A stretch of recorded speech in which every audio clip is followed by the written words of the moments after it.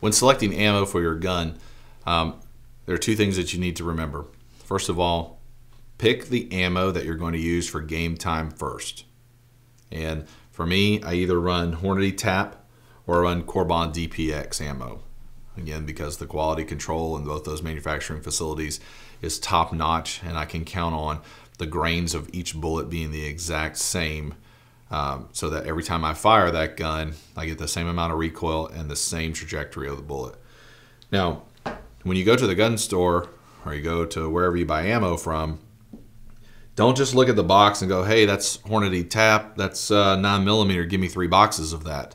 What you need to do is look on the side, and it'll say, for instance, this is 124 grain, 9mm 124 grain. But this, Corbon, 9mm, but it is 115. So this is going to have a higher kick, which the kick I don't really care about, but it's a different trajectory than what your 119 is. So if you get these two mixed up and you put both of these in your gun because you say, oh, there's a bunch of 9mm bullets just laying there, I'm gonna put those in my gun because they're all good bullets. They're not. You're gonna see pop, pop, pop, pop, pop, pop, pop, and you're gonna be off. So for me, I go with 115 grain. That's just what I've shot. That's what I shoot. I really don't care what you pick. If you want to go 124, that's fine. 147, you know, that's on you. However, where you're going to do yourself a disservice is if you get practice ammo that is not the same grain. So here's a box of 50 of whatever, but it's 115 grain. So I will shoot this for practice, and I will carry the 115 Corbon DPX in my gun. So Corbon, quality control is tight. It's obviously a lot more expensive, so it's reserved for strictly carry use. But I make sure that my practice ammo is the same grain.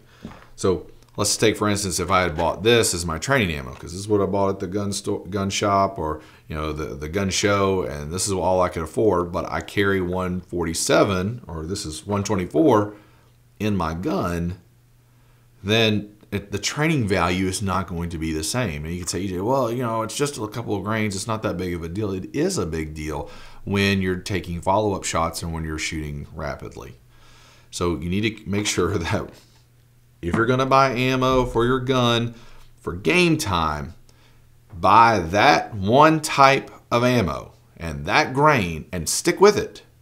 Don't go buy a whole bunch of crap and then throw them all together, and then you put a pile of bullets right here. You cannot tell what the grain is on either one if they're all, say, 9mm or all 40. You can't tell the grain by just like looking at the bullet itself. So 124, 115, keep them apart. Practice ammo for that. If I want practice ammo for 124, then I buy the 124 cheap stuff and put it right here. Of course, I know nothing's cheap right now, but I put it over here, and I make sure I don't ever mix the two. And then however I store them, that I write on, like if you're going to store them like a military ammo can, that's great. Just take you a magic marker or buy you a little label, put it on there, and put 115 grain 9mm practice. Okay, 124 grain 9mm practice on there. Make sure that you don't mix the two up. So I know there's a lot of other rounds out there, your Hydroshocks, and Federal's got some other rounds. That's fine. Do what you want to do. This is what I carry. And I will put my life on the line with Corbon or Hornady. But I will make sure that when I'm practicing for that, hopefully that event that will never happen, that I make sure that the grains are the exact same as what I'm going to carry in my gun.